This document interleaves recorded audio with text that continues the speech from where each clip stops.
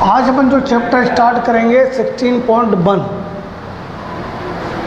घन और घनाभ, इनका क्षेत्रफल और इनका आयतन। तो यहाँ पर एक चीज़ आपको समझनी है कि अगर कोई बड़ी वस्तु या छोटी वस्तु मिलकर के एक नई वस्तु में परिवर्तित होती है तो वहाँ आपको आयतन याद करना पड़ेगा। आपके सामने एक प्रॉब्लम आएगी चैप्टर में, साहब इसका आयतन याद की करें कि अपन इसका क्षेत्रफल याद करें। तो आयतन का तो तरीका ये होता है कि अगर कोई वस्तु के अंदर कोई सामान भरा जा रहा है कि उसके अंदर जैसे एक बड़ा कार्टून है, उसके अंदर छोटे छोटे कार्टून जमाने हैं तो उनकी संख्या पूछेगा, तो उस समय अपन को क्षेत्रफल याद करना पड़ेगा कि उसका आयतन याद करना पड़ेगा। इसकी समस्या अपने सामने आती है, तो इसके लिए आपको करना है आयतन। या एक तो तरीका ये होता है इसका, एक तरीका होता है कि रूप परिवर्तन करना वस्तुओं का, छोटी वस्तुओं को बड़ी वस्तुओं में बदलना या बड़ी वस्तुओं को छोटी छोटी वस्तुओं में बदलना। उस अवस्था में भी अपन को आयतन याद किया जाता है। अब आता है क्षेत्रफल वाली बात कि क्षेत्रफल में ऐसी क्या पहचान है प्रश्न के अंदर जिससे कि आपको क्षेत्रफल निकाला जा सके, आसानी से सवाल को अपन समझ सकें। तो क्षेत्रफल जब याद करेंगे अपन तो उस समय प्रश्न के अंदर वर्ग शब्द मिलता है, वर्ग मीटर, वर्ग सेमी, वर्ग किलोमीटर, इसका मतलब उसका क्षेत्रफल याद करना है। ये भी नहीं मिलता है तो बहुत सारे प्रश्नों में राशि दी जाती है कि इतने रुपए मीटर, इतने रुपए सेंटीमीटर के हिसाब से उसकी दर याद कीजिए। तो उस समय भी उसको आपको क्षेत्रफल ही याद करना पड़ेगा। तो इसी तरह चाहे बेलन हो, चाहे शंकु हो, चाहे घन हो, चाहे घनाभ हो, तो आपको ऐसी स्थिति में ये क्षेत्रफल और आयतन याद करने पड़ते हैं। देखिए एक सवाल है कि एक घन है, तीन आपके पास घन है, तीन घन है जिसकी भुजाएं आपको दे रखी है 8 cm,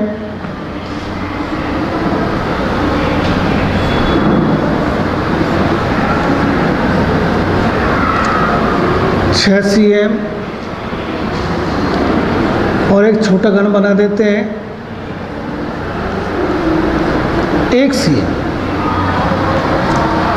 इस तरह के तीन चित्र आपके बने हुए हैं। इन तीनों घनों को मिलाया जाता है और एक बड़ा घन तैयार किया जाता है। उस बड़ा घन तैयार कर लिया तो उसकी वो भुजा पूछेगा या उसका क्षेत्रफल पूछ सकता है, क्षेत्रफल भी पूछ सकता है। इन तीनों घनों को अगर मिला दिया जाए तो उसका क्षेत्रफल याद कीजिए नए घन का। तो सबसे पहले चाहे प्रश्न पूछ रहा क्षेत्रफल, लेकिन अपन को तो आयतन याद करना ही पड़ेगा और उस आयतन से उस बड़े घन की भुजा याद करनी पड़ेगी। जब वो भुजा याद हो जाएगी तो अगला पॉइंट जो है चाहे क्षेत्रफल हो। देखिए अगला सवाल, आपको मकान बनाना है, मकान बनाने में कमरा है, कमरे बनते हैं और भी कई आकृतियों बनती है, बाथरूम बनते हैं, किचन बनती है, तो सभी में दीवार की आवश्यकता होती है। तो यहाँ दीवार की आपको लंबाई 5 मीटर दे रखी है, चौड़ाई 30 सेमी दे रखी है और ऊंचाई आपको 3 मीटर दे रखी है और ये बनानी है आपको ईंटों से। तो ईंट की लंबाई 20 सेंटीमीटर, चौड़ाई 10 सेंटीमीटर और ऊंचाई 7.5 सेंटीमीटर। तो इस प्रकार एक दीवार बनाने के लिए कितनी ईंटों की आवश्यकता होती है। लेकिन यहाँ एक सामने समस्या आ रही है कि यहाँ मीटर है, कहीं सेमी है, ये पूरी सेमी है। तो सबसे पहले जब मीटर सेमी अलग अलग माप आती है तो पहले एक जैसे माप की जाए। तो आपकी लंबाई 5 मीटर है, चौड़ाई 30 सेमी है और ऊंचाई आपकी 3 मीटर। तो इनको अपन को कन्वर्ट करना पड़ेगा किसमें, सेंटीमीटर। इधर ईंट की लंबाई, चौड़ाई व ऊंचाई क्रमशः कितनी है, 20 cm, 10 cm और 7.5 cm ये दे रखी है। अब सवाल एक लाइन का सवाल है, मात्र डायरेक्ट कर दो। जैसे अपन को सवाल में पूछ रहा है कितनी ईंटों की आवश्यकता पड़ेगी, तो ईंटों की आवश्यकता यानी कुल ईंटों की आवश्यकता। तो ऐसी स्थिति में फिर एक सामने समस्या आती है कि इसका क्षेत्रफल याद करें कि आयतन याद करें। तो ऐसी स्थिति में हमेशा आपको आयतन याद करना पड़ेगा। तो यानी सूत्र बनता है दीवार का आयतन और एक ईंट का आयतन।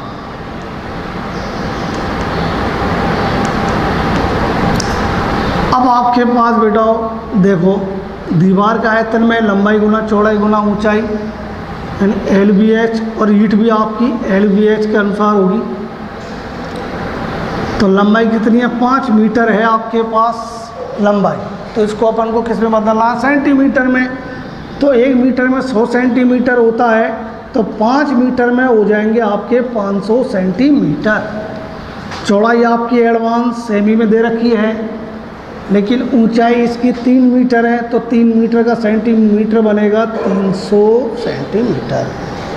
ये तो आपका दीवार का मामला। अब आता है ईंट। ईंट में तो एडवांस आपके पास सेंटीमीटर है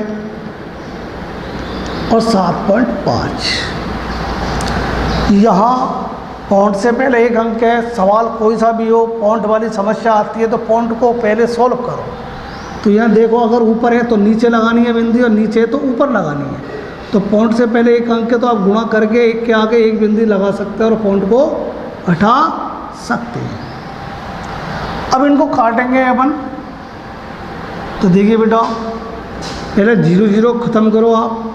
10 से तो 10 ये कट गया पूरा, 0 से ये 0 कट गया। अब आपके पास यहाँ 75 बचा है, 2 बचा है, यहाँ 500 बचे हैं, यहाँ 3 बचा और यहाँ 300 बचे हैं। तो 75 को आप 300 से काट सकते हैं कितनी बार, 4 बार। यहाँ 2 बचा, 2 को आप 4 से काट सकते हैं 2 बार। अब आपके पास क्या बचा बेटा, 500, ये 3 और ये 2, कितना हो गया, 3 दूनी 6, 6 पंजे 30 और 2 बिंदी। तो कितनी ईंटें चाहिए, 3000 ईंटें।